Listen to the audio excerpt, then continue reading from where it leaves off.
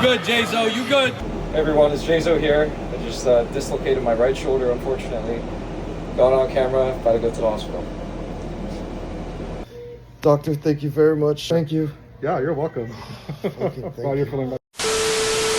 Hi everyone, Justin here. Today I'm going to go over how I dislocated my right shoulder this summer. I haven't posted anything on this channel in around 2 months, and a huge reason is because of this injury. Before I get into specifically how I got injured, I need to give you guys context because it helps paint the picture better. So I just graduated from college in Boston in May, and I moved to New York almost immediately. I moved into this new building. All my close friends are either traveling or they're not in New York. So for me, naturally, I want to assimilate to my environment. I want to make new friends. This building hosts basketball runs every Monday. And I know some people in this building, so I decided to join this run. And, this run is full of grown adults. The average age in these runs is probably 28 to 35. So there's grown-ass men. And before I get into that, I want to let you guys know that I'm a very, very cautious person. I actually broke my forearm senior year of high school, and I dislocated my left shoulder junior year of high school. I literally had back-to-back surgeries 2018 to 2019. Once I recovered, I'm the type of guy that I always have to warm up before playing a pickup game. I always stretch, get loose. And, I play pretty conservatively. Like, I like to shoot. I don't like to go out my way to put my body in danger. I'll put it like that. And all throughout college, I've played with basically the same people in a very controlled environment. I know everyone's playing style. I know how aggressive certain people are. So, for me, like playing basketball in college, with my friend group, it wasn't truly a risk of getting injured. But back to how I got injured. It's kind of funny how the universe works. I was in the best shape of my life. Ever since I got to New York, I was lifting every single day. I was jumping consistently. It's funny because right before the pickup game started, I got one of the cleanest dunks I've had in a while.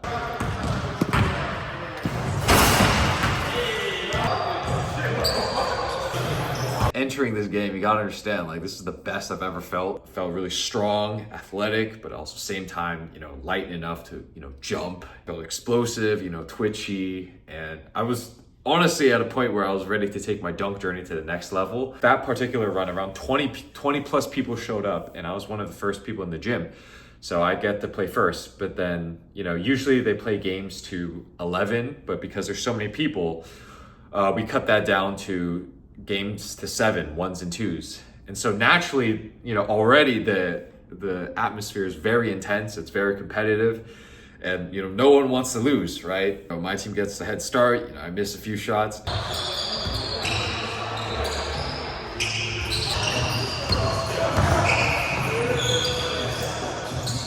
I remember driving, having a nice layup.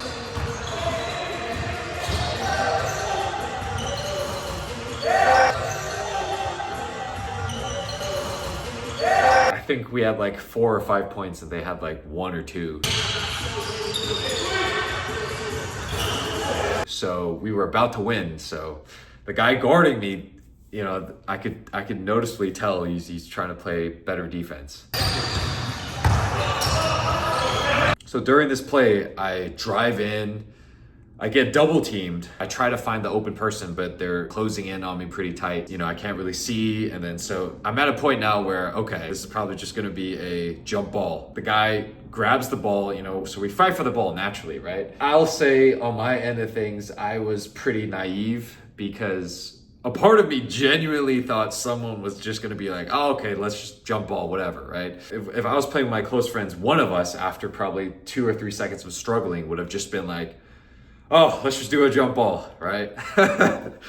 But I naively assumed it was gonna be like this in this run. So as I'm fighting for the ball, right, I don't let go, but I don't mentally prepare to actually fight for the ball with him. I'm not sure if that makes sense. And this guy is literally 30 something years old. He was wearing a baggy shirt, but I could tell you right now, he's extremely strong, grown man strength. I was on the ground and it's kind of weird. We're just pulling, and then I guess he just yanked it harder than I held it. And then my shoulder came out. It literally just came out like this. Obviously, when if you've ever experienced it, when your shoulder comes out, it's extremely painful. But what truly made me panic was the idea that there isn't a trainer ready to just come in and help pop my shoulder back in. Because in high school, my junior year, playing football as a receiver, I dislocated my shoulder and it was extremely painful, but that pain only lasted a few seconds because my trainer rushed onto the field, helped me pop my shoulder. He was like, "Oh, Justin, count down, 3, 2, 1." I was like, 3, 2, 1. And he was like, "Pfft," and my shoulder came back in. And instantly there wasn't as much pain. But unfortunately, this wasn't the case, and people began to surround me, and no one really knew what to do. And so, huge shout out to a couple of my friends. They ended up calling the ambulance, and one of them, they were watching videos on how to put back in a dislocated shoulder. So I did feel support from that side, and that mental support was nice. So I'm in this pain, and then eventually a trainer does come down, but for legal reasons, he's actually not allowed to pop it back in. So I'm in pain. This happens. I took notes. I dislocate my shoulder around 7:10 p.m. So I wait for the ambulance, right? 30 minutes passes, and this is really coincidental, but 5 minutes after I dislocate my shoulder, someone breaks their knee. I feel horrible for that person. He tore his ACL, meniscus, and a bunch of other things. And so this becomes a logistical issue with the EMTs because they only brought in one ambulance. So I end up having to wait an extra 30 minutes. So by the time I actually got on the ambulance, Just dislocated my right shoulder, unfortunately. it was around 8:12 p.m. exactly, around an hour. So I'm still in this pain. They give me ice at least, which helps a bit. I go to the hospital near me. It was a 20-minute ambulance ride. And obviously, as I'm in the ambulance, a lot of things, run through my mind like, holy shit, like, is my insurance going to cover this? Because I just graduated college and I was under my college health insurance plan, going over all kinds of scenarios. Like a lot of thoughts raced my mind, but I remember I did my very best to just stay calm, stay in the moment. I get to the hospital at around 8:30. They put me in, and keep in mind, this is my first time, riding on an ambulance, going to the emergency services. So I mentally don't know how long it's going to take for a doctor to see me. So initially I check in, right, on the stretcher, and I keep asking like, "Oh, how long will it take until, a doctor comes see me?" And they're like, "Oh, it should be, pretty soon. Just sit tight."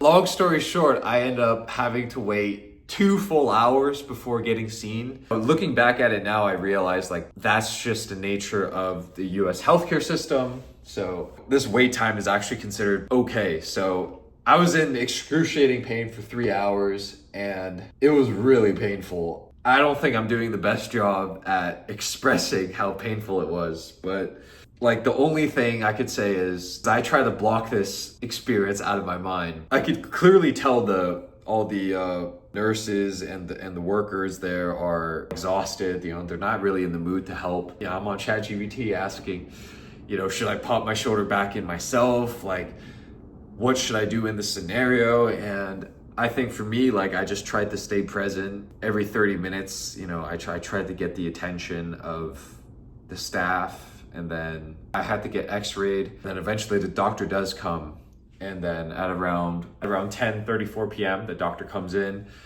gives me morphine, and then he just moves my shoulder and then did a quick adjustment, and it popped back in, and immediately it was the best feeling in the world. I took a video of this thanking the doctor. Doctor, thank you very much. Oh, with me in it? Oh, yes. Okay. Thank you. Yeah, you're welcome. Thank While you're you. feeling better. 11:30, I get discharged, and my concierge actually comes pick me up, which is really, really nice of him. He heard through people that I got injured, and so he actually went out his way to come pick me up. So that was really sweet of him, really nice of him. So huge shout out to my guy Derek. Really appreciate you. Derek, thank you for taking care of me, brother. Absolutely. Best concierge. Absolutely. My guy.